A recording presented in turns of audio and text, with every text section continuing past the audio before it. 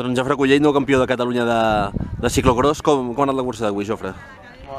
He sortit una mica malament, però he ficat el grup de davant i he fet la primera volta i mitja en grup, anàvem tots junts, amb l'Isaac Simón i l'Albert Poblet, i després a la següent volta m'he anat i he agafat uns metres i cada volta he anat augmentant la distància fins a aconseguir la victòria. Estic molt content, un circuit divertit, passava bé, era bastant pla, però bé, i felicitar l'organitzador.